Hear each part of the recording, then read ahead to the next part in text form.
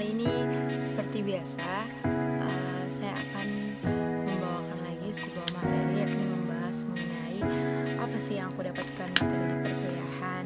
Nah, nantinya saya akan membahas mengenai apa sih data itu, kemudian jenis data, kemudian skala pengukuran dan kurva normal statistik seperti itu. Jadi jangan lupa like, comment, and subscribe.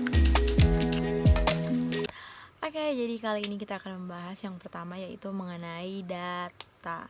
Nah, menurut Arikanto pada tahun 2000 yaitu mengatakan bahwa data adalah hasil pencatatan peneliti baik berupa fakta ataupun angka. Jadi secara umum itu data merupakan kumpulan keterangan-keterangan yang berupa fakta, yakni itu simbol, angka, atau yang didapatkan dari hasil pengamatan. Seperti itu. Kemudian yaitu ada jenis-jenis data.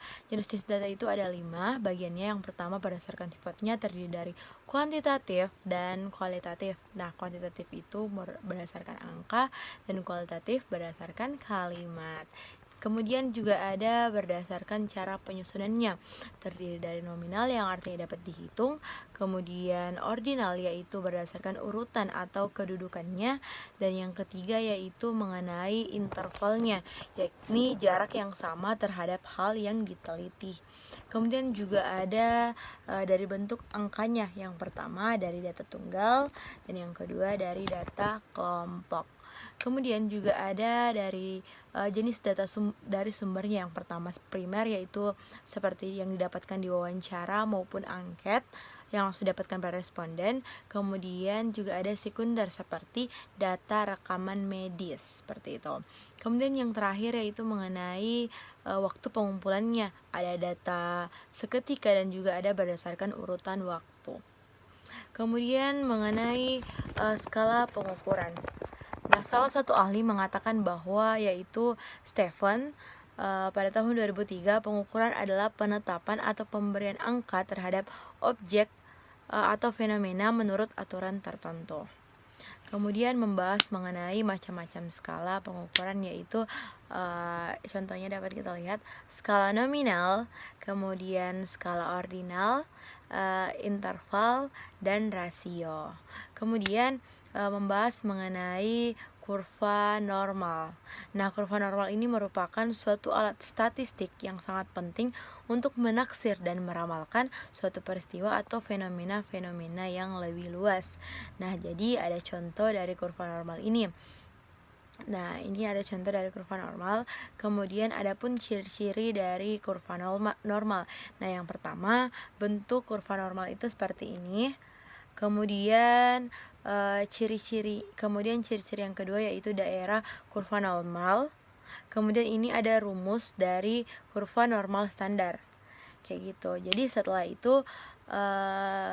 itu kita akan menentukan tabel distribusi normal, kayak gitu guys. Jadi adapun dari kelebihan dan kekurangan dari adanya kurva normal ini, yaitu kelebihannya yang pertama mengurangi kemungkinan terjadi bias penilaian, kemudian juga meningkatkan objektivitas penilaian dan memfasilitasi terjadinya komunikasi yang spontan dan terbuka antara atasan dan bawahan, serta membantu menetapkan konsekuensi kinerja yang tepat.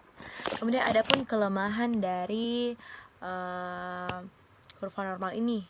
Yang pertama, metode ini digunakan sebagai sistem distribusi normal yang salah penerapannya. Jadi dalam penerapannya itu salah. Kemudian ketika diterapkan secara konsisten metode distribusi sehingga membangkitkan tantangan baru sehingga dapat menyulitkan guru.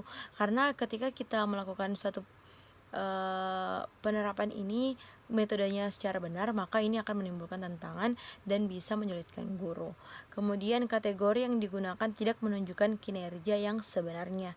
Kemudian yang terakhir, terlalu memaksakan perbandingan kinerja antar jabatan dalam upaya mendapatkan peringkat kinerja seluruh dari karyawan tersebut. Jadi itu merupakan penjelasan mengenai data, jenis-jenis data, skala pengukuran statistik, dan kurva normal dari statistik. Jadi mungkin itu dari saya, kurang dan lebihnya mohon dimaafkan. Semoga ini bisa bermanfaat untuk saya dan untuk kita semua. Jadi untuk kalian jangan lupa di like, comment, and subscribe. See you there.